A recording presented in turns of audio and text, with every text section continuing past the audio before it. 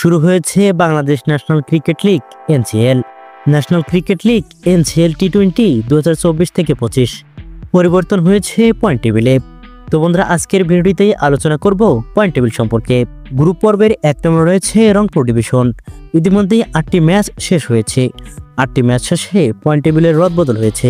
8টি ম্যাচের মধ্যে 8 নম্বর ম্যাচে মুখোমুখি হয়েছিল ঢাকা মেট্রো ভার্সেস রাজশাহী।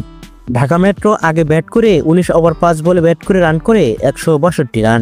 এদিকে রাজশাহী 19 ওভার 5 বলে ব্যাট করে 10টি উইকেট হারিয়ে রান করে 154 রান। ফলাফল এসে দাঁড়ায় ঢাকা মেট্রো 1/8 রান।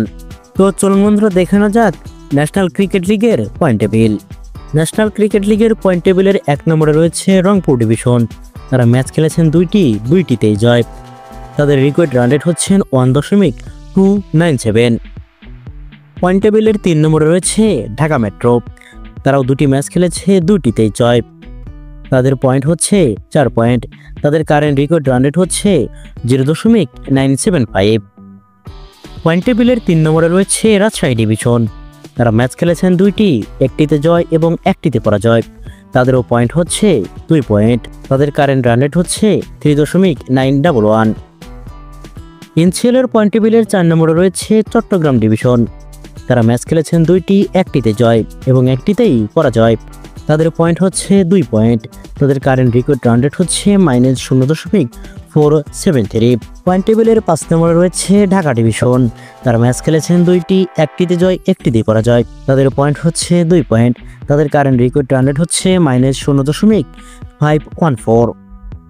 পয়েন্ট টেবিলের 6 নম্বরে রয়েছে খুলনা ডিভিশন।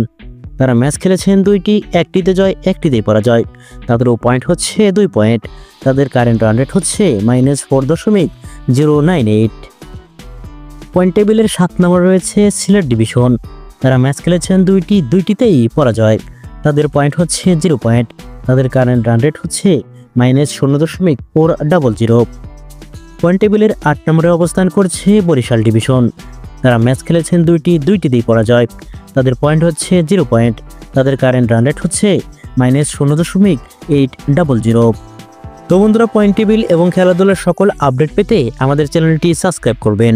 ধন্যবাদ।